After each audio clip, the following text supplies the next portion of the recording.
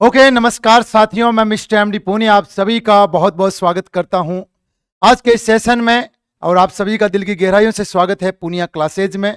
बहुत बहुत उम्मीद के साथ, बहुत जोश के साथ, एक नई उमंग के साथ जो मैं ये सेशन आपके लिए लेकर आया हूं, ये मेरे लिए भी बड़ा ही स्पेशल है क्योंकि आज अपने चैनल के लिए मेरी पहली क्लास आप सभी के लिए यहाँ से प्रोवाइड की जा रही है। और आपके लिए भी ये एक अच्छा खुशी का मौका है कि मैं अपनी तरफ से जितना बेहतरीन कंटेंट आपके लिए हो सकेगा वो यहाँ से दोस्तों बिना किसी शंका के, बिना किसी संकोच के, बिना किसी स्वार्थ के, छोटे से स्वार्थ के अलावा आपको यहाँ से प्रोवाइड करने जा रहा हूँ, वो भी सेहर्ष, है ना। अगर आपको लगता है कि आपके साइंस का कुछ पोर्शन कमजोर है और आपको लगता है कि आप उसे बेहतरीन करना चाहते हो तो आप बिल्कुल हमसे जुड़ सकते हो। रेगुलर क्लासेज आपके लिए यहाँ से अब स्टार्ट होने जा रही है और यकीन मानिए दोस्तों, यहाँ से मैं आपके लिए बेहतर से बेहतरीन करने जा रहा हूँ। ओके, तो दोस्तों आज के सेशन की पहली क्लास स्टार्ट करते हैं। फर्स्ट ऑफ ऑल अपना इंट्रोडक्शन आपसे करवा देता हूँ। मेरा नाम मिस्टर एमडी पूनिया है और एज ए जनरल साइंस की फैकल्टी के रूप में लगभग मैं 8 वर्ष से दोस्तों इस फील्ड में कार्य कर रहा हूँ। एक अच्छे अनुभव के साथ, एक अच्छी मेहनत के साथ और एक अच्छी लगन के साथ खुद के अंदर हर समय इम्प्रोवाइजेशन करने की उम्मीद ढूंढता रहता हूं और आप ही की तरह हमेशा लगन के साथ इन चीज़ों को आगे बढ़ाने की कोशिश करता हूं कि बेहतरीन कर सके, अपने कंटेंट को अपडेट कर सके। समय के साथ कैसी एग्जाम की मांग है, कैसे आपके पुराने प्रीवियस क्वेश्चन पूछे जा रहे हैं, उनको भी मद्देनजर रखते हुए आपके लिए यहाँ से मैं mainly exam oriented matter provide करने जा रहा हूँ। तो स्टार्ट करते हैं बिना सेशन को वक्त गंवाएं। दोस्तों आज हमारा जो पहला टॉपिक रहने वाला है, सिलेबस की चर्चा डिस्कशन हम पहले ही कर चुके हैं और यहाँ से आज आपके लिए जो पहला टॉपिक मैं लेकर आया हूँ, स्टार्ट करने जा रहा हूँ, वो है दोस्तों पोषक पदार्थ, है ना। आपके सिलेबस के अंदर एक टॉपिक लिखा हुआ है कुपोषण। क्या लिखा है? कुपोषण। अब कुपोषण क्या है उसको पहले से समझने से पहले यह जरूरी है कि पोषण क्या है। पोषण को समझ के तो कुपोषण अपने आप ही क्या हो जाएगा, क्लियर हो जाएगा। तो हम दोस्तों यहां से पढ़ेंगे पोषण या हम पढ़ेंगे दोस्तों पोषक पदार्थ, न्यूट्रिशन। ओके, तो हेडिंग डालोगे आप सभी अपनी जो भी आपके पास कॉपी है या जो भी सुविधा है उसमें हेडिंग डालोगे पोषक पदार्थ, न्यूट्रिशन।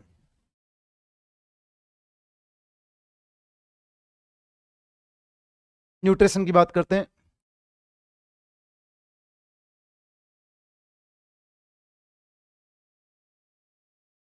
न्यूट्रिएंट्स की बात करते हैं। दोस्तों बात करते हैं पोषक पदार्थ क्या होते हैं, क्यों जरूरी है हमारे शरीर के लिए और ये कौन कौन से होते हैं और किस प्रकार से दोस्तों हमारे शरीर के लिए, हमारी शरीर की गतिविधियों को सुचारू रूप से गतिमान देने के लिए जरूरी होते हैं। देखो पहले एक बेसिक सी बात सुनते हैं कि दोस्तों हमारे शरीर को पोषण क्यों चाहिए, है ना। पोषण चाहिए क्यों? आपसे आपका छोटा भाई पूछ ले कि भैया हम ये जो खाना होते हैं वो खाना क्यों खाते हैं।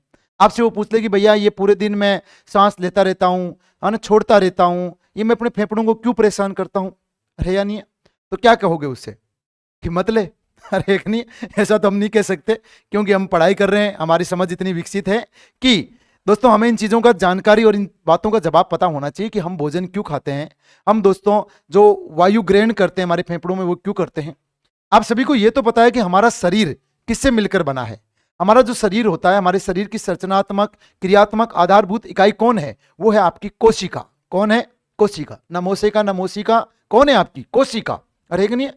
और इसी कोशिका को जिंदा रखने के लिए दोस्तों किसकी जरूरत होती है? ऊर्जा की आवश्यकता होती है। जिंदा रहने के लिए क्या जरूरी है? जिंदा रहने के लिए दोस्तों मुलाकात जरूरी नहीं है कि जिंदा रहने के लिए एक मुलाकात जरूरी है सनम, वो माहौल बनाने की बातें हैं। जिंदा रहने के लिए आपको चाहिए ऊर्जा, है या नहीं? और ये ऊर्जा आपके शरीर में किसको चाहिए? ये ऊर्जा आपके शरीर में चाहिए कोशिका को, क्योंकि हमारा शरीर कोशिका से मिलकर बना है। अगर शरीर में कोशिका जिंदा है मतलब हमारा शरीर जिंदा है। शरीर के अंदर कोशिका मर गई मतलब शरीर भी मर गया। आपको ऊर्जा चाहिए मतलब ऊर्जा किसको चाहिए? कोशिका को चाहिए।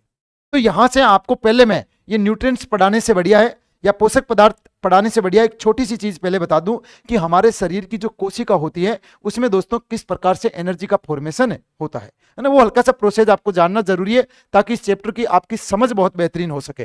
तो देखो यहां से सुनना एक बात दोस्तों, हमने कहा कि हमारा शरीर कोशिका से मिलकर बना है। अब मैं आपसे पूछूं हमारे शरीर की कोशिका को ऊर्जा कैसे मिलती है, तो हो सकता है आप क्लियर जवाब ना दे पाओ कि ऊर्जा कैसे बनती है, तो क्यों ना कोशिका से ही पूछ लेते हैं। यहां से मैंने कोशिका को पकड़ के, इधर से कोशिका को पकड़ के ये मैंने बाहर निकाला, और बाहर निकाल के इस कोशिका से मैंने पूछा, अरे कोशिका तेरे को ऊर्जा बनाने के लिए क्या चाहिए, है ना। इससे पूछा हमने कि तेरे को ऊर्जा बनाने के लिए क्या चाहिए, तो ये बोली मेरे को ऊर्जा बनाने के लिए 2 चीजें चाहिए। अरे कितनी चीजें चाहिए? 2 चीजें। मैंने कहा बता क्या चाहिए। बोली लाकर देगा। मैंने कहा बिल्कुल लाकर दूंगा, तू तो अपनी है, कोई पराई थोड़ी है। तो बोली 2 चीजें लाकर दे। एक तो मेरे को चाहिए ग्लूकोज। क्या चाहिए? एक तो चाहिए ग्लूकोज, और दूसरा मेरे को चाहिए ऑक्सीजन। ठीक नहीं?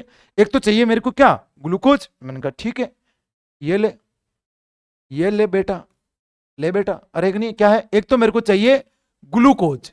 मैंने कहा ग्लूकोज का क्या करेगी? बोली अभी बताऊंगी, है ना। गुलू गुलू करूंगी इसके साथ। क्या करूंगी? गुलू गुलू करूंगी। तो ग्लूकोज, अच्छा ग्लूकोज का फॉर्मूला सभी को पता है, C6H12O6 C6H12O6, ये होता है दोस्तों आपके ग्लूकोज का फॉर्मूला। और दूसरी इसने जो चीज मुझसे मांगी, वो मुझसे क्या मांगी? दूसरी चीज इसने मुझसे मांगी ऑक्सीजन। क्या चीज मांगी? ऑक्सीजन। अच्छा मैंने कहा इससे क्या होगा, तो बोले कि इससे क्या होगा अभी बताती हूं। क्योंकि ग्लूकोज क्या है? ग्लूकोज है कार्बनिक पदार्थ, और मैं क्या करूंगी, ये जो चीजें हैं इन चीजों को ब्लड के द्वारा, रक्त के द्वारा मेरे तक पहले आप पहुंचाना। तो रक्त द्वारा ये दोस्तों पहुंचाई जाएगी। कहां तक पहुंचाई जाएगी? ये रक्त द्वारा पहुंचाई जाएगी कोशिका तक। और इसने बोला कि ये मैं हूं, ये देखो, ये इधर कौन हूं? ये हूं मैं, ये आपकी कोशिका है, ये आपकी कोशिका है। और जब ये ब्लड दोस्तों इसको, कोशिका को ग्लूकोज और ऑक्सीजन प्रोवाइड करवाएगा, तो इधर दोस्तों इसके पास, कोशिका के पास एक कोशिकांग है, एक इधर खोपचा बना हुआ है, इसको बोलते हैं माइटोकॉन्ड्रिया। क्या बोलते हैं? माइटोकॉन्ड्रिया। मैं थाने पूछू तो ड्रियाकोन्ड्रिया, तो थाना कहनी है कॉन्ड्रिया, माइटोकॉन्ड्रिया। ठीक है, माइटोकॉन्ड्रिया। और आप सभी को पता है कि माइटोकॉन्ड्रिया को बोलते हैं power house of the cell. इसे बोलते हैं कोशिका का ऊर्जा गृह। क्या बोलते हैं? कोशिका का, इसे बोलते हैं कोशिका का ऊर्जा गृह, या दोस्तों इसे बोलते हैं कोशिका का शक्ति गृह, या इसे कहा जाता है power house of the cell. इसे कहा जाता है power house of the cell.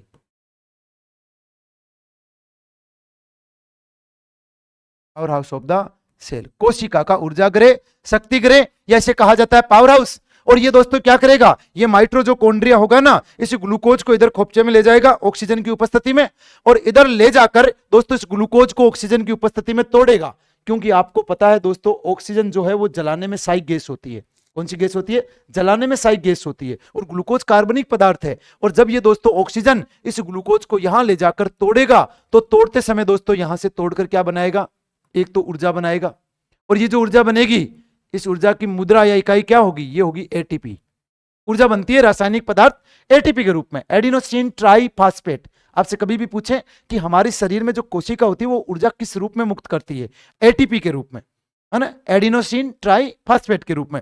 और जब दोस्तों ऊर्जा बनाएगी तो साथ में कुछ चीजें और भी तो बनेगी। जैसे साथ में बनेगा दोस्तों जल के अणु भी बनेंगे, H2O भी बनेगा, और अपशिष्ट गैस के रूप में क्या बनेगी? CO2 बनेगी।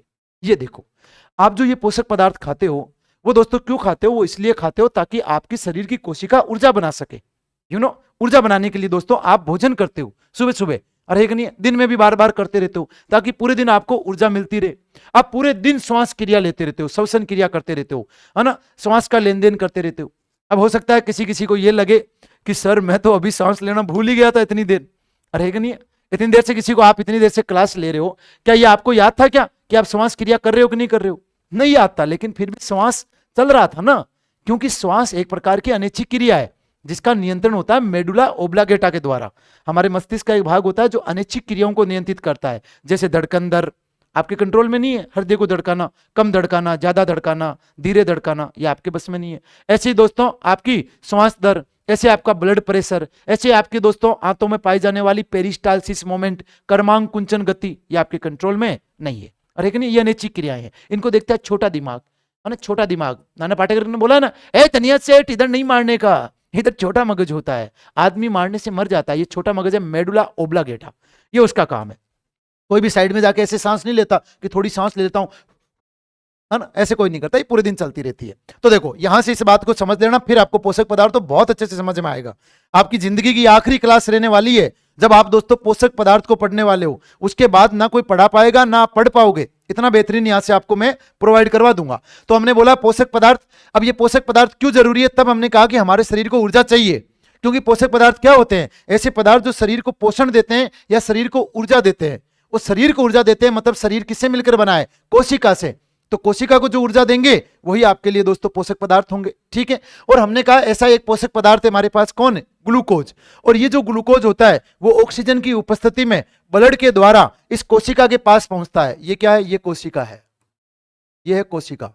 और इस कोशिका का एक कोशिकांग लिखा है मैंने, बहुत सारी चीजें होती है और, लेकिन एक कोशिकांग लिखा है जिसका नाम है माइटोकॉन्ड्रिया। और माइटोकॉन्ड्रिया को बोलते हैं कोशिका का ऊर्जागृह, शक्तिगृह, power house of the cell. और ये माइटोकॉन्ड्रिया क्या करेगा? यहां कुछ चक्कर चलाएगा, जैसे क्रेब्स चक्कर चलाएगा। आप जैसे चक्कर नहीं चलाएगा, है कि नहीं? ये क्रेब्स चक्कर चलाएगा, ग्लाइकोलाइसिस चक्कर चलेगा इधर। और उस दौरान दोस्तों ये ग्लूकोज C6H12O6 ऑक्सीजन की उपस्थिति में टूटेगा, टूटकर बनाएगा ऊर्जा, साथ में बनाएगा जल, और ये बनाएगा अपशिष्ट गैस CO2, जिसको आपके ब्लड वापस हृदय के अंदर, हृदय से फेफड़ों में, और आप फिर वायु बाहर छोड़ दोगे। ये आपने ऑक्सीजन ग्रहण कर ली, साथ में खाना खाया। अब देखो, आपने दोस्तों ऑक्सीजन ग्रहण की लेकिन खाना खाया, और आपकी कोशिका के लिए जो भोजन होता है वो कौन होता है? ग्लूकोज। पर आप क्या ग्लूकोज ही खाते हो क्या? भाई कोशिका ने कहा मेरे को ग्लूकोज चाहिए। अब मुझे बताया कि जैसे ग्लूकोज जो होता है ना, वो एक प्रकार का कार्बोहाइड्रेट होता है, एक प्रकार का पोषक पदार्थ होता है। और पोषक पदार्थ में भी कौन सा पोषक पदार्थ होता है? ये वाला होता है कार्बोहाइड्रेट। देखो ये जो ग्लूकोज है ना, ये ग्लूकोज एक प्रकार का पोषक पदार्थ है, ये पोषक पदार्थ है। और ये कौन सा पोषक पदार्थ है? ये है दोस्तों कार्बोहाइड्रेट। बहुत सारे पोषक पदार्थ होते हैं, कार्बोहाइड्रेट, वसा, प्रोटीन, खनिज लवण, विटामिन, जल, खाद्य रेशे, लेकिन उनमें से दोस्तों ये आपका जो पोषक पदार्थ है ग्लूकोज, ये है कार्बोहाइड्रेट। ये क्या है? कार्बोहाइड्रेट है, ठीक है। अब आप जब खाते हो तो जटिल कार्बोहाइड्रेट खाते हो, हमेशा ग्लूकोन डी नहीं पीते हो कि भाई हमेशा ग्लूकोन डी के द्वारा ऊर्जा दोगे। आप खाओगे जटिल कार्बोहाइड्रेट, तो आपके शरीर को ग्लूकोज कहां से मिलेगा? ये जो ग्लूकोज मिलेगा वो मिलेगा पाचन तंत्र के द्वारा। अरे किससे मिलेगा? ये मिलेगा आपको पाचन तंत्र से, पाचन तंत्र से प्राप्त। यह आपका पाचन तंत्र से प्राप्त होगा। आप जब भोजन खाओगे तो उसको पचाओगे, जटिल भोज्य पदार्थ को क्या करोगे? जटिल भोज्य पदार्थ को यहां से पचाओगे, देखो यहां से, ये इस प्रकार से। फिर ये आपका दोस्तों आमाशय हो जाएगा, यहां पर ये आमाशय। फिर आपकी ये छोटी आंत हो जाएगी इधर, ये आपकी छोटी आंत। और छोटी आंत तक आते आते आपको ग्लूकोज मिल जाएगा। मैंने अगर अभी खाना खाया है तो मैं क्या करूंगा? पाचन तंत्र के द्वारा उसको पचाऊंगा और अंतिम सूक्ष्म अणुओं के अंदर उस जटिल भोज्य पदार्थ को तोड़ूंगा। अब मैंने निगल लिया। अब ये भोजन यहां से गया है, भोजन जाते जाते आमाशय में पहुंचा है, HCl अम्ल आएगा, पेप्सिन, रेनिन आएगा, फिर इसको तोड़ेंगे, फिर ये जाएगा छोटी आंत में, इधर से पीत रस आएगा, और एक नहीं, इधर से अग्नाशय रस आएगा, और आंतों से आंतरिक रस आएगा, और भोजन को अंतिम रूप से छोटी आंत के अंदर सूक्ष्म भागों में तोड़ देंगे, और यहां आपको मिल जाएगा क्या? यहां मिल जाएगा आपको ग्लूकोज। ये लो, कोशिका ने कहा मेरे को ग्लूकोज चाहिए, पाचन तंत्र ने क्या दे दिया? ग्लूकोज। अब दूसरा कोशिका ने कहा कि मुझे चाहिए क्या? मुझे चाहिए ऑक्सीजन। क्या चाहिए? ऑक्सीजन। और ऑक्सीजन के लिए शरीर में कौन सा तंत्र है? श्वसन तंत्र। अरे कौन सा तंत्र है? श्वसन तंत्र। और श्वसन जो तंत्र होगा वो क्या करेगा? श्वसन तंत्र जो होगा वो यहां से दोस्तों फेफड़ों के अंदर, ये आपके फेफड़े इधर, ये आपके फेफड़े, और इन फेफड़ों के अंदर दोस्तों गैसों का लेन देन होगा। और जब गैसों का लेन होगा तो लेन होते समय आप जब अंदर वायु लोगे तो ऑक्सीजन आपके फेफड़ों में पहुंच जाएगी। केवल ऑक्सीजन ही नहीं लेते हो आप, गैसें सारी लेते हो, लेकिन ऑक्सीजन शरीर में काम में आती है। ये ऑक्सीजन पहुंच गई।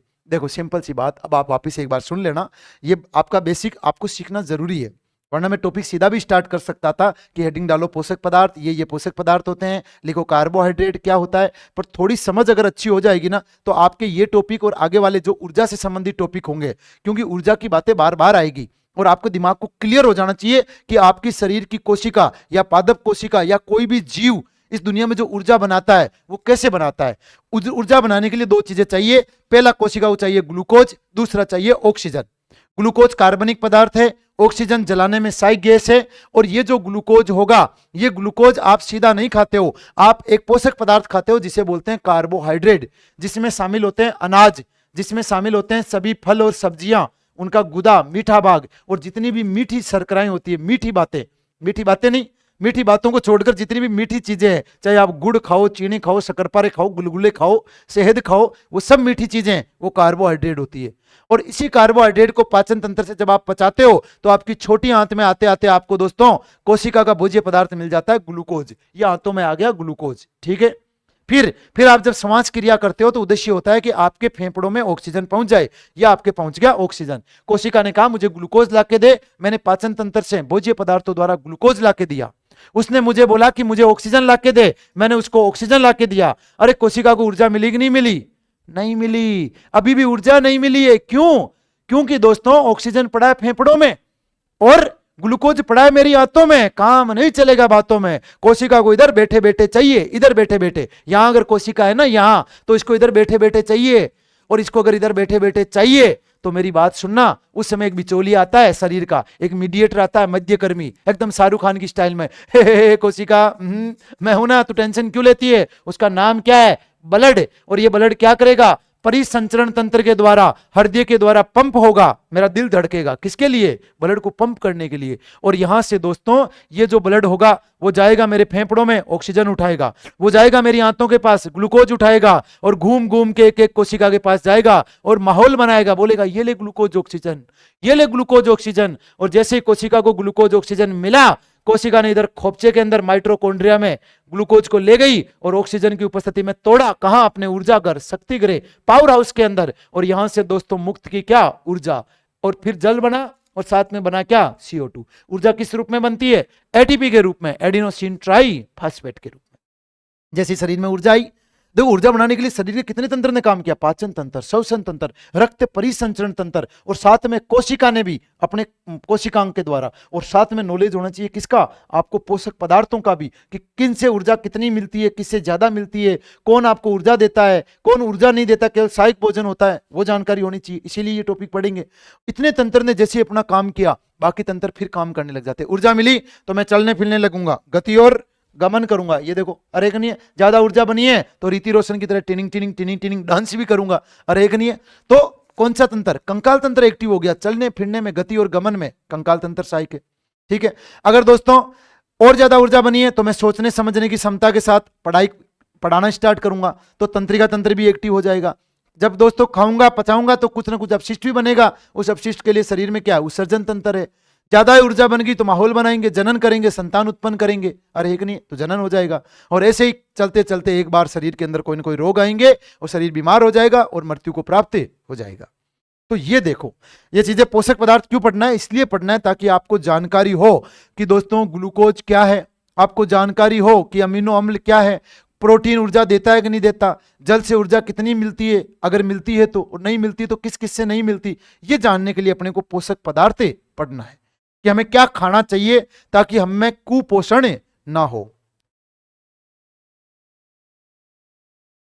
बात समझ में आ गई नहीं सभी को? ओके, तो चलिए दोस्तों ये आप नोट कर लेना पॉज करके। अब मैं आपके लिए दोस्तों टॉपिक स्टार्ट करने जा रहा हूं कि पोषक पदार्थ क्या होते हैं। तो यहां से दोस्तों हेडिंग आपने डाल ली होगी, यहां से दोस्तों आप लिखोगे पोषक पदार्थ होते क्या है। पोषक पदार्थ क्या होते हैं? पहले परिभाषा लिखते हैं। पोषक पदार्थ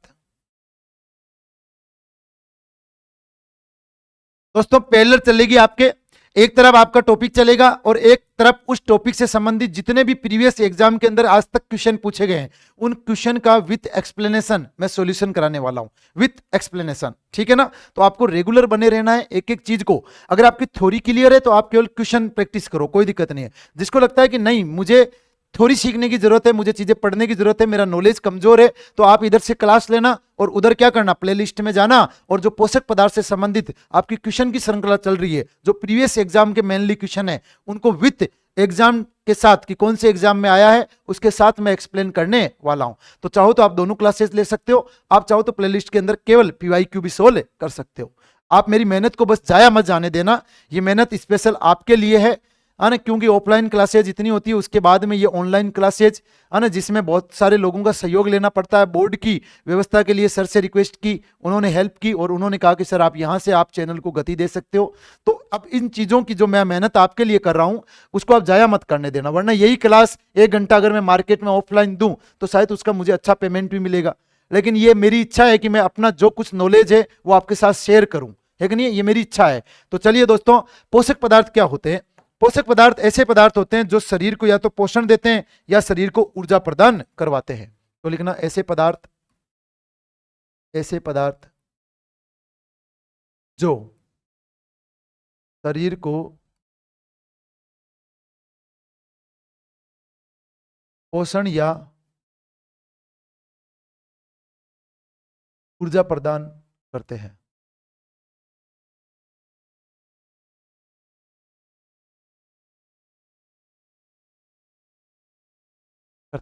क्या कहलाते हैं? पोषक पदार्थ कहलाते हैं। और ऐसे पदार्थ दोस्तों हमारे पास क्या है? ऐसे पदार्थ बहुत सारे हैं।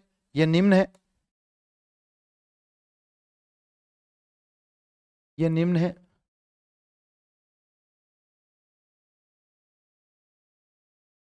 जैसे अगर मैं बात करूं पहला पोषक पदार्थ, उसका नाम लिखोगे कार्बोहाइड्रेट। क्या लिखोगे? कार्बोहाइड्रेट। पहला पोषक पदार्थ है कार्बोहाइड्रेट। दूसरा लिखोगे वसा, फैट, वसा। तीसरा लिखोगे प्रोटीन। प्रोटीन के बाद बात करते हैं चौथा लिखोगे, अलग कलर से लिख रहा हूं क्योंकि कारण है। चौथा लिखोगे खनिज लवण। मिनरल्स की बात करते हैं, खनिज लवण, मिनरल्स। पांचवी बात करते हैं विटामिन्स।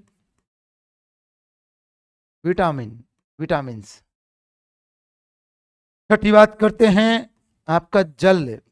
मैंने मांग गया सिंपल वाटर है, और वो अनपढ़ क्या लेके आया? वो लेके आया टमाटर, जल। और सातवां होगा खाद्य रेशे, जिसे बोलते हैं रुक्सांश रेशे, जिसे बोलते हैं डाइटरी फाइबर, मोटा अनाज, खाद्य रेशे। तो देखो कितने पोषक पदार्थ है जो आपको भोजन में लेने चाहिए। एक संतुलित भोजन में, जो आपका संतुलित आहार होता है ना, उसमें इतने सारे पोषक पदार्थ होने चाहिए। पहला कार्बोहाइड्रेट, वसा, प्रोटीन, खनिज लवण, विटामिन, जल और खाद्य रेशे। ये आपके सभी पोषक पदार्थ एक संतुलित भोजन में पाए जाते हैं, है कि नहीं? अब दोस्तों यहां से देखो बात सुनना, क्या ये सारे के सारे हमारे शरीर को ऊर्जा देते हैं क्या? तो मैं कहूंगा नहीं, हमारे शरीर को ये सारी ऊर्जा नहीं देते। आपसे मैं एक बात पूछूं, एक सिंपल बात, क्या दोस्तों हमारे शरीर को जल से ऊर्जा मिलती है? भाई जल से ऊर्जा, आप पानी पीते हो तो बताइए हमारे शरीर को जल से ऊर्जा मिलती है कि नहीं मिलती? सिंपल सी बात पूछ रहा हूं, क्या हमारे शरीर को जल से ऊर्जा मिलती है? या पूछूं मैं आपसे कि एक गिलास पानी पीने से आपके शरीर को कितनी किलो कैलोरी ऊर्जा प्राप्त होगी? कैलोरी मान क्या होगा एक गिलास का? तो हो सकता है आपके दिमाग में आए कि सर ऊर्जा तो मिलती है जल से, लेकिन मैं आपको यहां से बताना चाहूंगा जल से कोई ऊर्जा प्राप्त नहीं होती। आप चाहे दोस्तों एक घूंट पानी पियो, चाहे एक ढक्कन पानी पियो, चाहे आप एक बोतल पानी पियो, एक गिलास पियो, आप एक मटका पी जाओ पानी, आप पूरा का पूरा समुद्र पी जाओ, आपके शरीर को पानी से 0 ऊर्जा प्राप्त होती है, 0 किलो कैलोरी। और है कि नहीं? 0 किलो कैलोरी, कोई ऊर्जा प्राप्त नहीं होती।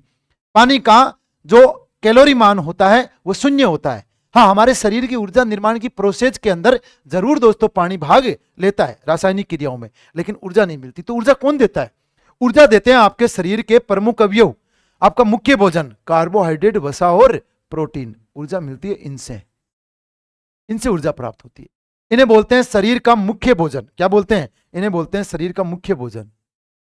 यह है शरीर का मुख्य भोजन, या इन्हें बोलते हैं दोस्तों प्राथमिक भोजन, शरीर का मुख्य भोजन। क्यों? क्योंकि दोस्तों इनसे शरीर को ऊर्जा प्राप्त होती है। ये सभी ऊर्जा देने के अंदर सक्षम है, इनसे ऊर्जा प्राप्त होती है।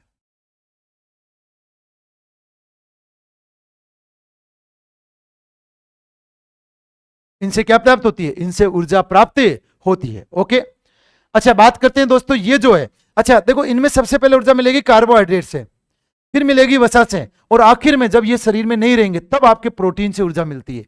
प्रोटीन ऊर्जा देने की औकात तो रखता है, पर शरीर दोस्तों प्रोटीन से ऊर्जा बनाना पसंद नहीं करता। भूखमरी की अवस्था में, लंबी भूख हड़ताल में, तब जाके शरीर में प्रोटीन से ऊर्जा बनती है। क्योंकि प्रोटीन का काम है बॉडी बिल्डिंग सब्सटेंस, शरीर का निर्माणकारी पदार्थ है। इसका काम है मांसपेशियों का निर्माण कर तू, इसको काम दिया गया टूटे फूटे अंगों की मरम्मत कर, जो घाव है उनको भर, ये उसका काम है ना। ऊर्जा देना इसका काम नहीं है, पर मजबूरी में बेचारा दे सकता है। मजबूरी में महात्मा गांधी को भी पूजना पड़ता है लोगों को। चलिए, है ना, गधे को बाप भी बनाना पड़ता है। मजबूरी बड़ी खतरनाक चीज होती है लाडले, अरे है कि नहीं है? चलिए बात करते हैं, मजबूरी के अंदर यूट्यूब पर आकर पढ़ाना भी पड़ता है फ्री ऑफ कॉस्ट। अरे एक नहीं है, खुद के लिए पढ़ाना पड़ता है, आपके लिए पढ़ाना पड़ता है। चलिए दोस्तों बात करते हैं, तो खनिज लवण, विटामिन, जल और खाद्य रेशे, इनको क्या बोलते हैं? इन्हें बोलते हैं दोस्तों, इन्हें बोलते हैं सुरक्षात्मक खाद्य। ये क्या कहलाता है? ये है सुरक्षात्मक खाद्य, सहायक भोजन, सुरक्षात्मक, सुरक्षात्मक, इन्हें बोलते हैं सहायक, रक्षात्मक, या बोलते हैं सहायक भोजन। ये सारे कहलाते हैं सहायक भोजन, और इनसे शरीर को ऊर्जा प्राप्त नहीं होती। ध्यान रखना, इनसे क्वेश्चन पूछा जा सकता है, निम्न में से कौन ऊर्जा दे सकता है? तो ये ऊर्जा नहीं दे सकते हैं, ये तीन ऊर्जा दे सकते हैं, इनसे ऊर्जा प्राप्त नहीं होती। तो आप कहोगे सर फिर क्यों खाएं? तो दोस्तों हर काम ऊर्जा के लिए नहीं होता। अरे हर काम जो होता है वो ऊर्जा के लिए नहीं होता। शरीर की क्रियाओं को सुचारू रूप से गतिमान रखने के लिए, शरीर की क्रियाओं को सुचारू रूप से चलाने के लिए इनकी आंशिक मात्रा शरीर को चाहिए होती है। ये जब तक मिल रहे हैं तब तक शरीर बढ़िया काम कर रहा है, लेकिन अगर इनकी कमी हो गई तो इनकी कमी से, इनके अभाव से रोग उत्पन्न हो जाएंगे, जिनको बोलते हैं अभावजन्य रोग। क्या बोलते हैं? अभावजन्य रोग, जिनको बोलते हैं न्यूनता रोग, डिफिशियंसी रोग। जितने भी पोषक पदार्थों की कमी से रोग होते हैं ना, उनको बोलते हैं अभावजन्य रोग या न्यूनता रोग, है ना। चाहे कोई सा ही हो, क्वासियोर कोर हो, रतौंधी हो, बेरी बेरी हो, कौन से रोग है? अलग अलग रोग होते हैं, संक्रामक रोग होते हैं, असंक्रामक रोग होते हैं, आपके दोस्तों आनुवांशिक रोग होते हैं, सिंड्रोम संबंधी डिजीज होते हैं। रोगों वाले चैप्टर में डिटेल में आराम से अच्छे से पढ़ेंगे। और साथ में आपके अभावजन्य रोग होते हैं, जो पोषक पदार्थों की कमी से उत्पन्न होते हैं। तो हमने यहां से क्या बात की? हमने कहा पोषक पदार्थ ऐसे पदार्थ जो शरीर को पोषण और ऊर्जा प्रदान करते हैं, शरीर को सुचारू रूप से कार्य करवाने के लिए जरूरी होते हैं, वो कहलाते हैं पोषक पदार्थ। ये निम्न है: पहला कार्बोहाइड्रेट, वसा और प्रोटीन। ये हमारे शरीर का मुख्य भोजन है, ये प्राथमिक भोजन है, इनसे शरीर को ऊर्जा प्राप्त होती है। फिर खनिज लवण, विटामिन, जल और खाद्य रेशे, ये सुरक्षात्मक, रक्षात्मक या सहायक भोजन है, और इनसे शरीर को ऊर्जा प्राप्त नहीं होती। क्या ये बात आप सभी को समझ में आई? क्या आनी चाहिए दोस्तों, ये बातें आपको समझ में आनी चाहिए। थोड़ा बहुत मैं स्पीड से चल रहा हूं, यकीन के साथ मुझे भी ऐसा लग रहा है, क्योंकि कुछ तो मैं स्पीड से चल रहा हूं और कुछ आपने मेरी स्पीड 1.5 या 2 पे कर रखी है, तो फिर तो मैं डबल स्टीप से भाग रहा हूं। अरे है नहीं है? तो इसलिए भाग रहा हूं ताकि आपकी चीजें कम समय में अच्छी कवर हो सके। थोड़ा स्पीड से करवा रहा हूं क्योंकि समय कम है और चीजें अपने को सारी कवर करनी है, सारे टॉपिक आपको कवर करवाने हैं। और सारे टॉपिक अगर करवाने की मैंने जिद रखी है मन में, तो जाहिर सी बात है थोड़ा सा मेरी स्पीड के साथ कॉम्प्रोमाइजन आपको करना पड़ेगा। ठीक है, तो दोस्तों ये बात हमने लिख ली। अब देखो कुछ इंपॉर्टेंट पॉइंट लिखते हैं, आगे बढ़ते हैं यहां से। अब हमने कहा कि भोज्य पदार्थों से आपको जो ऊर्जा मिलती है वो किस रूप में मिलती है, और इनकी कमी से रोग कौन से होते हैं। तो 2 स्टार लगा लगा के पॉइंट लिखोगे आप।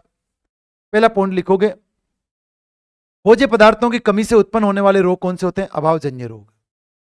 लिखोगे भोज्य पदार्थों की कमी से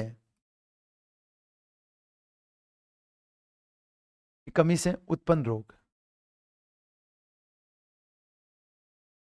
भोज्य पदार्थों की कमी से उत्पन्न रोग। और भोज्य पदार्थों की कमी से जो रोग उत्पन्न होता है ना, उन्हें बोलते हैं दोस्तों अभाव से जन्म लेने वाले रोग। क्या होंगे?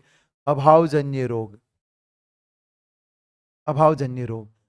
अच्छा, अभावजन्य रोग। साथ में दोस्तों इनको बोलते हैं न्यूनता से उत्पन्न होने वाले न्यूनता रोग, और इंग्लिश में इनको बोल देते हैं डिफिशियंसी। क्या बोल देते हैं?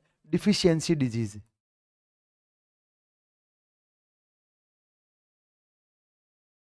Deficiency disease, deficiency disease. दूसरा, भोज्य पदार्थों से प्राप्त जो ऊर्जा होती है उसकी मापन इकाई क्या होती है? दूसरा लिखोगे, भोज्य पदार्थों से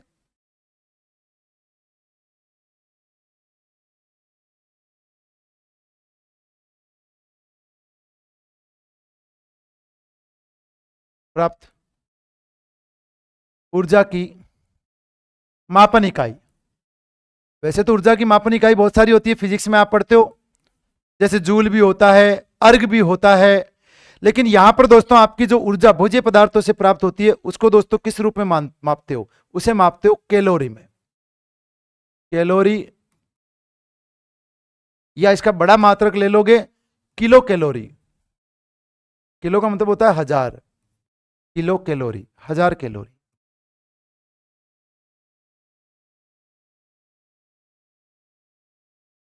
शॉर्ट में लिख दिया किलो कैलोरी। तो देखो भोज्य पदार्थों से प्राप्त ऊर्जा की मापन इकाई कैलोरी या किलो कैलोरी। दूसरा, भोज्य पदार्थों की कमी से उत्पन्न रोग, अभाव से जन्म लेने वाले अभावजन्य न्यूनता रोग या डिफिशियंसी डिजीज, डिफिशियंसी रोग। ओके दोस्तों, अब हम एक एक पोषक पदार्थ को यहां से दोस्तों अच्छे से पढ़ने वाले हैं। देखो अभी हमने क्या पढ़ा, पहले हमने पढ़ा कि ये पोषक पदार्थ चैप्टर क्यों पढ़ रहे हैं, ये इसलिए पढ़ रहे हैं क्योंकि कोशिका को ऊर्जा बनाने के लिए ग्लूकोज चाहिए। कोशिका ग्लूकोज में समझती है, आप चाहे कुछ भी खाओ। हमने कहा ग्लूकोज कहां से मिलेगा, ये मिलेगा कार्बोहाइड्रेट से, क्योंकि ग्लूकोज एक प्रकार का कार्बोहाइड्रेट है, मोनोसेकेराइड है। और ये कार्बोहाइड्रेट आप खाओगे तो ये ग्लूकोज मिलेगी कौन से तंत्र से, पाचन तंत्र से प्राप्त होगी, जब आप भोजन को पचाओगे, जब भोजन को यहां से ग्रहण करोगे। ये आपने भोजन यहां से क्या किया है, ग्रहण किया है, ठीक है। आपने पचाना स्टार्ट किया भोजन को, और जब पचाया तो आपके आंतों तक ग्लूकोज मिल गया, फिर ऑक्सीजन मिल गया, फिर माइटोकॉन्ड्रिया ने ऊर्जा बना दी। अब हमने कहा हमें क्या क्या खाना चाहिए, केवल कार्बोहाइड्रेट ही खाना चाहिए? मैंने कहा नहीं, आपको खाना है कार्बोहाइड्रेट, वसा, प्रोटीन, खनिज लवण, विटामिन, जल और खाद्य रेशे, क्योंकि ये सभी जो भोज्य पदार्थ है ये संतुलित भोजन बनाते हैं। और अगर इनकी कमी हो गई तो अभाव से जन्म लेने वाले रोग हो जाएंगे, न्यूनता रोग हो जाएंगे। और अगर ये खाओगे तो ऊर्जा जो मिलेगी वो ऊर्जा की मापन इकाई क्या होगी, वो आप मापोगे कैलोरी में या किलो कैलोरी में। अब हम यहां से दोस्तों एक एक पोषक पदार्थ को पढ़ने वाले हैं, यानी तो हेडिंग डालोगे दोस्तों सबसे पहले कार्बोहाइड्रेट। एक नंबर पोषक पदार्थ आपका कार्बोहाइड्रेट।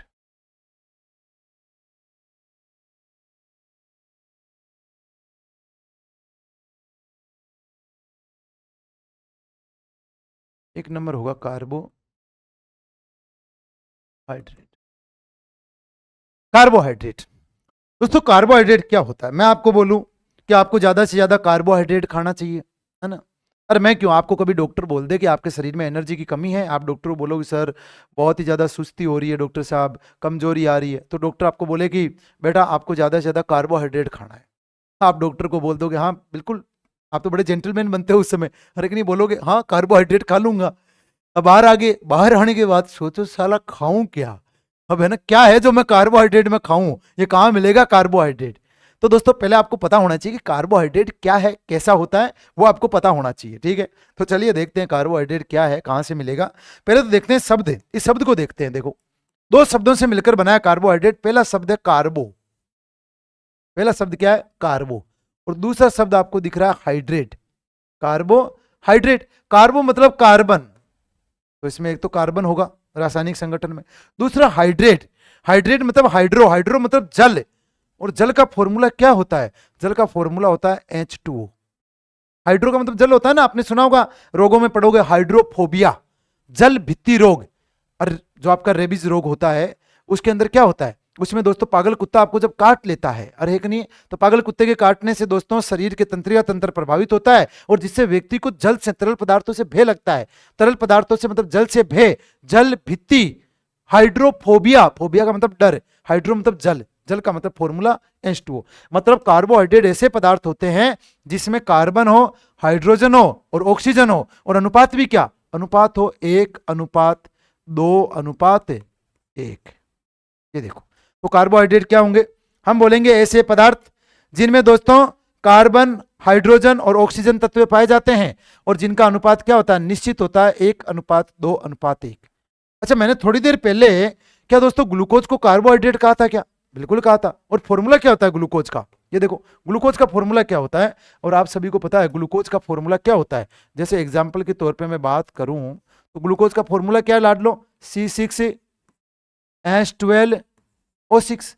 और ग्लूकोज अगर कार्बोहाइड्रेट है तो इसमें देखो कार्बन, हाइड्रोजन और ऑक्सीजन होना चाहिए, है। अनुपात क्या होना चाहिए, सिंपल अनुपात होना चाहिए 1:2:1।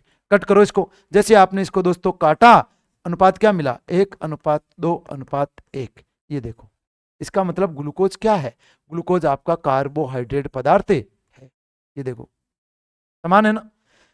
अरे नहीं, तो हम बोलेंगे कार्बोहाइड्रेट क्या होते हैं, ऐसे पदार्थ, ये कार्बनिक पदार्थ होते हैं जिन्हें कार्बन के हाइड्रेट कहा जाता है, और ऐसे पदार्थ जिनसे दोस्तों ऊर्जा मिलती है और इनमें तत्व पाए जाते हैं CHO। तो हम लिखेंगे ये कार्बनिक पदार्थ है। पहली बात तो ये कैसा पदार्थ है, ये कार्बनिक पदार्थ है, ऑर्गेनिक कंपाउंड है, ये कार्बनिक पदार्थ है ना। कार्बोहाइड्रेट क्या है, ऑर्गेनिक कंपाउंड है। दूसरा, इसमें उपस्थित तत्व है, इसमें उपस्थित तत्व है।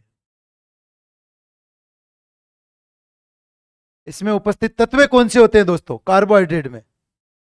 कार्बोहाइड्रेट में जो उपस्थित तत्व होते हैं वो होते हैं दोस्तों कार्बन, हाइड्रोजन और ऑक्सीजन। और इनका निश्चित अनुपात क्या होता है? इनका निश्चित अनुपात होता है 1:2:1। अरे ये कोमा लगाइए जरा, ये क्या लगाइए? कोमा लगाइए। और अनुपात क्या होता है? ये निश्चित होता है, ये होता है निश्चित। ओके, अब दूसरी बात करते हैं कि दैनिक जीवन के रूप में आप कार्बोहाइड्रेट के रूप में खाते क्या हो? वो पदार्थ क्या है जिनको कार्बोहाइड्रेट बोलेंगे? तो चलिए यहां से देख लेते हैं इसके स्रोत, कि कार्बोहाइड्रेट के स्रोत क्या क्या है। स्रोत देखें, सोर्स क्या क्या है। तो अगर आपको कार्बोहाइड्रेट खाने हैं तो आपको खाना है अनाज। आप दिन भर में, मैं कहूं कि सर्वाधिक कार्बोहाइड्रेट ही खाते हो। आप क्या खाते हो? आप खाते हो रोटियां। हॉस्टल में बैठे हो, घर पे बैठे हो तो इतना ढिगला लगाओगे रोटियों का, हाँ इतना हो गया क्या, ले आ भाई चूर के खाएंगे। तो आप रोटियां खाते हो, क्या है? कार्बोहाइड्रेट है। आप क्या खाते हो? फिर रोटियां चूर के खाते हो सब्जी के अंदर। सब्जी क्या है? जितने भी फल और सब्जियां हैं वो क्या है? कार्बोहाइड्रेट है। अधिकांश भाग, होती तो और भी इनमें बहुत सारी चीजें हैं, पर इनका अधिकांश भाग क्या है? कार्बोहाइड्रेट से मिलकर बना है। ठीक है, तो हम बोलेंगे सभी प्रकार के अनाज, फल सब्जियां या फल सब्जियों का अधिकांश भाग इनका गुदा, और सभी दोस्तों मीठी चीजें सिवाय उसकी मीठी बातों के। अरे कि नहीं, भले ही उसकी बातें मिश्री से भी मीठी है, लेकिन दोस्तों उसकी बातों से ऊर्जा नहीं मिलेगी, है ना, लगता होगा। लेकिन आपको मीठी चीजें खानी है, जैसे चीनी खाओ, जैसे गुड़ खाओ, जैसे जैसे आप शहद खाओ, है ना, गुलगुले खाओ, शक्करपारे खाओ, जितनी भी मीठी चीजें आप खाते हो वो सारी की सारी क्या है? कार्बोहाइड्रेट। तो स्रोत क्या होता है? स्रोत होता है सभी अनाज, सभी अनाज। आप कुछ भी खाओ, आप चावल खाओ, सबसे अच्छा स्रोत है। जैसे चावल, गेहूं भी बहुत अच्छा स्रोत है। चावल में लगभग 79% तक कार्बोहाइड्रेट होता है। आप खाओ सभी फल व सब्जियां, सभी फल सब्जियां,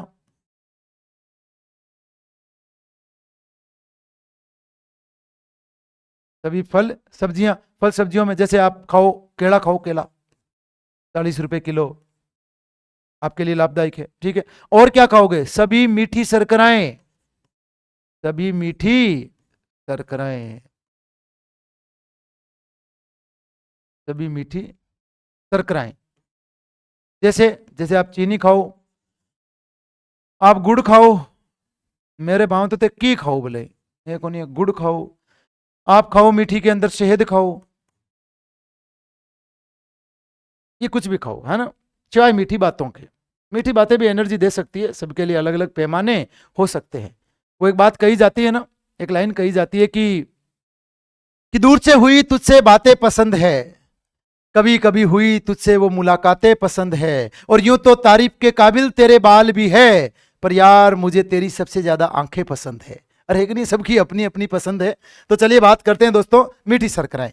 अब दोस्तों कार्बोहाइड्रेट की बात करते हैं। हमारे शरीर को सर्वप्रथम जो ऊर्जा प्रदान करता है वो भोज्य पदार्थ कौन होता है? वो कार्बोहाइड्रेट होता है। तो हम लिखेंगे ये शरीर को सर्वप्रथम ऊर्जा प्रदान करता है। सबसे पहले ये शरीर को सर्वप्रथम ऊर्जा प्रदान करता है सभी भोज्य पदार्थों में, क्योंकि आसान होता है शरीर के लिए, कोशिका के लिए इसका पाचन।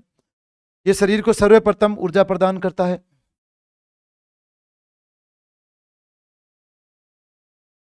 अच्छा, ऊर्जा प्रदान करता है तो कार्बोहाइड्रेट आपके शरीर को कितनी ऊर्जा प्रदान करता है ये भी तो पता होना चाहिए। तो कार्बोहाइड्रेट से 1 ग्राम आप जब कार्बोहाइड्रेट खाते हो ना, तो इससे आपके शरीर को ऊर्जा मिलती है। अभी आगे बताऊंगा, सभी का बताऊंगा, पहले ये देख लो एक बार के लिए। क्या यहां तक पढ़ाया गया सारी बातें आपको समझ में आई क्या?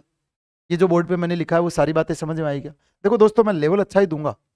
अगर मैं पढ़ाना स्टार्ट किया तो मैं रोजाना नहीं देने आऊंगा। मैं ये सारी क्लासेज आपके यूट्यूब पे डाल रहा हूं ताकि आप बेहतरीन नॉलेज के साथ चीजों को सीखो, एक बार में बेहतरीन सीख लो। आपके मन में ये कहीं नहीं रहना चाहिए संकोच कि मैं जाकर और कहीं से भी पढ़ूं, क्या जो पढ़ाया वो कम तो नहीं रह गया? नहीं, यहां से जो पढ़ा दूंगा ना वो आपके लिए सफिशिएंट रहने वाला है, वो पूर्ण रहने वाला है, एग्जाम ओरिएंटेड रहने वाला है। तो आपको भटकने की जरूरत नहीं है 100 जगह। यही आपको रामबाण औषधि मान के यहीं से पढ़ना है। हाँ, मैं ये नहीं कहूंगा कि मार्केट की बुक्स मत पढ़ना। हाँ, मैं यहां से 100% दे दूंगा, ये कभी पॉसिबल नहीं है, ये पहला झूठ होगा। अगर मैं आपसे कह दूं कि यहां से मैं 100% आपको मटेरियल दे दूंगा तो ये पहला मेरा झूठ होगा, है ना। और ये मैं नहीं बोलूंगा, मैं कहूंगा यहां से आपको मिलेगा ना वो 80-90% मिल जाएगा, उसको 100% लगभग करोगे आप अपनी मेहनत से, अपनी सेल्फ स्टडी से। आपकी कुछ चीजें जो बच जाती है उनको यहीं पे आप नोट कर लेना, पर आखिर में रिवीजन के लिए, एग्जाम से पहले रिवीजन के लिए आप रामबाण औषधि के रूप में अपने एक ही नोट्स एक ही जगह से पढ़ोगे। यही एग्जाम करेक्ट करने का एकमात्र तरीका होता है कि आप अपनी चीजों को केवल एक ही जगह से पढ़ो, लेकिन 1000 बार पढ़ो, लाख बार पढ़ो, इतना पढ़ो कि रस्सी से भी दोस्तों पत्थर पर निशान बन जाए। आप आंखें बंद करके देखो तो आप ढूंढ के बता दो कि कार्बोहाइड्रेट के बारे में जो स्रोत लिखाए हैं सर ने इस पेज पे यहां पे लिखाए हैं। आपको आंखों में दिखना चाहिए दोस्तों, जैसे उसका चेहरा दिखता है। अरे नहीं, उसका चेहरा आपको आंखों में दिखता है ना, जो पसंद होता है। पर आपको पसंद होनी चाहिए अपनी वैकेंसी और उसके लिए मटेरियल, ये आपको आंखों में दिखेगा। मजा आ जाएगा भाई साहब, मजा आ जाएगा, आप देखना। ठीक है, तो ये आपको अच्छे से पढ़ना है और कुछ चीजें जगहों के खुला खुला लिखना ताकि कुछ चीजें और भी ऐड कर सको, ये मैं हमेशा कहता हूं। अब आगे बात करते हैं, कार्बोहाइड्रेट से ऊर्जा मिलती कितनी है। आओ, प्रति ग्राम कार्बोहाइड्रेट से कितनी ऊर्जा मिलेगी। प्रति ग्राम कार्बोहाइड्रेट से क्यों, सभी पोषक पदार्थों से देख लेते हैं कि भाई कार्बोहाइड्रेट, वसा, प्रोटीन सब ऊर्जा देते हैं, कितनी कितनी देते हैं। तो आप लिखोगे प्रति ग्राम भोज्य पदार्थों से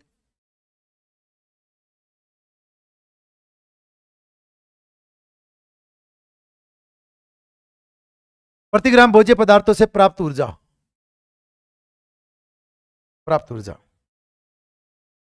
चलिए पहले बात करते हैं दोस्तों कार्बोहाइड्रेट से कि कार्बोहाइड्रेट से कितनी ऊर्जा प्राप्त होती है। दूसरा देखते हैं वसा से और तीसरा देख लेते हैं प्रोटीन से। अगर आप 1 ग्राम कार्बोहाइड्रेट खाते हो तो आपके शरीर को ऊर्जा लगभग मिल सकती है, वो डिपेंड भी करता है कार्बोहाइड्रेट पर भी, पर लगभग ऊर्जा मिल जाएगी 4 किलो कैलोरी। या आप इसको पॉइंट के रूप में लिखो तो 4.1 से 4.3 किलो कैलोरी, ये इतनी प्रति ग्राम से। 1 ग्राम से कितने, 4.1 से 4.3 किलो कैलोरी। ठीक है, दूसरी बात वसा से, वसा से कितनी ऊर्जा मिलेगी। वसा से जो ऊर्जा मिलेगी दोस्तों 1 ग्राम वसा से, ये मिलेगी लगभग 9.3 किलो कैलोरी, 9.3 किलो कैलोरी। आपने क्या देखा, कार्बोहाइड्रेट के डबल से भी ज्यादा ऊर्जा मिल रही है भाई वसा से, है ना। चलो मिल रही है तो बढ़िया बात है। चलिए प्रोटीन से बात करते हैं, प्रोटीन से कितनी ऊर्जा मिलती है। प्रोटीन से जो ऊर्जा मिलेगी वो मिलेगी दोस्तों लगभग 4.2 से लेके 4.4 तक, 4.4 तक किलो कैलोरी। ऑथेंटिक मान 4.45 तक लिखा जाता है। कुल मिला के अगर मैं बात करूं तो सर्वाधिक ऊर्जा किससे मिलती है, वसा से, फिर उसके बाद किससे मिलती है, प्रोटीन से, और उसके बाद किससे मिलती है, कार्बोहाइड्रेट से। किससे मिलती है, कार्बोहाइड्रेट से। अगर यहां से मैं क्रम लिखूं तो देखो ये क्रम कैसे रहेगा, कभी कभी क्वेश्चन पूछा जा सकता है। तो ये जो क्रम होगा सबसे ज्यादा मिलेगी वसा से, उसके बाद प्रोटीन से, और उसके बाद कार्बोहाइड्रेट से। क्रम ये है, ऊर्जा मिलने का क्रम ये है। अब शरीर ऊर्जा बनाता किससे पहले है, वो बात आती है, तब बात आती है कार्बोहाइड्रेट की। ऊर्जा पहले बनाता कार्बोहाइड्रेट से, ठीक है, फिर उसके बाद बनाता है वसा से, और प्रोटीन से तो ऊर्जा बनाना पसंद ही नहीं करता है, लास्ट में बनाता है जब भूखमरी की अवस्था आ जाए, लंबी भूख हड़ताल हो, 40-50 दिन हो गए हैं, शरीर में कुछ भी बचा नहीं है, तो शरीर को खाने लगता है, मांसपेशियों को खाने लगता है, क्योंकि प्रोटीन मांसपेशियों को बनाता है। ठीक है ना। तो देखो ये क्रम है इनका। अब आपने एक चीज बड़ी खतरनाक देखी, आपने क्या देखा भाई साहब, कार्बोहाइड्रेट के मुकाबले, रोटियों के मुकाबले आपके घी से, तेल से डबल से भी ज्यादा ऊर्जा मिल रही है, कार्बोहाइड्रेट की डबल से भी ज्यादा ऊर्जा मिल रही है। तो इसका मतलब मैं क्या कह सकता हूं कि प्रति ग्राम समान मात्रा में खाने पर, प्रति ग्राम समान मात्रा लेने पर सर्वाधिक ऊर्जा कौन दे सकता है, वसा दे सकता है। लेकिन मैं दूसरी बात पूछूं कि हमारे शरीर को दैनिक जीवन में सर्वाधिक ऊर्जा मिलती किससे है। मैं आपसे पूछूंगी हमारे शरीर को दैनिक जीवन में सर्वाधिक ऊर्जा मिलती किससे है। हम सर्वाधिक खाते क्या है, सर्वाधिक खाते ही क्या है, कार्बोहाइड्रेट खाते हैं। अरे नहीं, तो सर्वाधिक ऊर्जा कौन देता है, कार्बोहाइड्रेट देता है, सबसे पहले पचता है, इसीलिए सबसे पहले ऊर्जा भी उसी से बनेगी। तो सर्वाधिक ऊर्जा प्रतिदिन, हर दिन, दैनिक जीवन, रोजमर्रा, रोजमर्रा रोजमर्रा की जिंदगी, इसीलिए बोलते हैं दैनिक जीवन को, अरे नहीं है, ठीक है। तो रोजमर्रा की जिंदगी के अंदर या दैनिक जीवन के अंदर सर्वाधिक जो ऊर्जा होती है वो दोस्तों मिलती है कार्बोहाइड्रेट से। किससे मिलती है, कार्बोहाइड्रेट से मिलती है। ओके, ठीक है। कुछ शब्द इतने खतरनाक होते हैं, पता नहीं ये कहां से अचानक मेरे मुंह से निकला है। मैंने तो आज तक काम में नहीं लिया रोजमर्रा की जिंदगी, है ना, मुझे तो पता नहीं था रोजमर्रा का मतलब क्या होता है, इसीलिए इसको डेली लाइफ बोलते हैं, रोजमर्रा। चलिए बढ़िया है, आगे बात करते हैं। तो सर्वाधिक ऊर्जा मिलती है प्रति ग्राम से, वसा से, ठीक है दोस्तों। और दोस्तों हमारे दैनिक जीवन में सर्वाधिक ऊर्जा मिलती है कार्बोहाइड्रेट से। फिर आप कहोगे कि सर यार कार्बोहाइड्रेट क्यों खाना है ना, सुबह सुबह इतना रोटियों का ढिगला लगा के हम रोटियां खाते हैं, इससे बढ़िया तो इसका आधा, अगर मैं दिन में 1 किलो रोटियां खाता हूं, और एक नहीं, या आप दिन में 1 किलो रोटियां खाते हो तो 1 किलो उसकी जगह वसा खा लो यार, है ना। 1 किलो सुबह सुबह गांव से घी आया तो उस घी को पी लो, है कि नहीं है। आपके कार्बोहाइड्रेट से डबल से भी ज्यादा ऊर्जा मिलेगी। अगर ऐसा हुआ अगर ऐसा हुआ तो आज 1 किलो अगर घी पी रहे हो ना, तो कल 1 किलो बाथरूम में बैठा रहना पड़ेगा। 1 किलो नहीं, 1 घंटा एक्स्ट्रा बाथरूम में बैठा रहना पड़ेगा, क्योंकि ये जो 1 किलो है ना, इसमें से 950 ग्राम तो सुबह रिलीज होने वाला है और गाना बजने वाला है, लगी आज सावन की फिर वो जड़ी है, क्योंकि भाई दस्त हो जाएगी।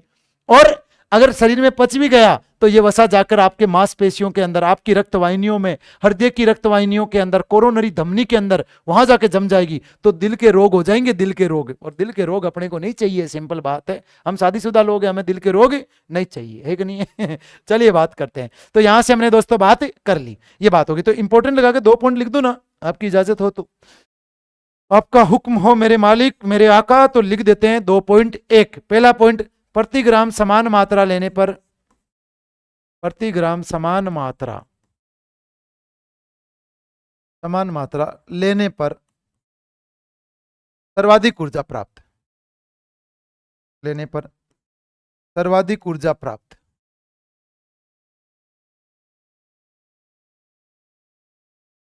किससे ये प्राप्त होती है? वसा से। किससे प्राप्त होती है? वसा से, ठीक है। फिर दूसरा पॉइंट मैं आपके लिए लिख देता हूं, प्रतिदिन या दैनिक जीवन में, प्रतिदिन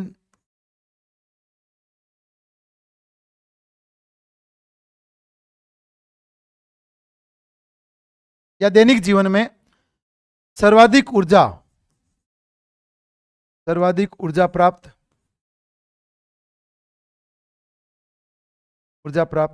कार्बोहाइड्रेट से। क्यों? क्योंकि सर्वाधिक क्या खाते हैं? सर्वाधिक यही ग्रहण करते हैं, क्योंकि सर्वाधिक मात्रा ग्रहण करते हैं, सर्वाधिक मात्रा ग्रहण करते हैं।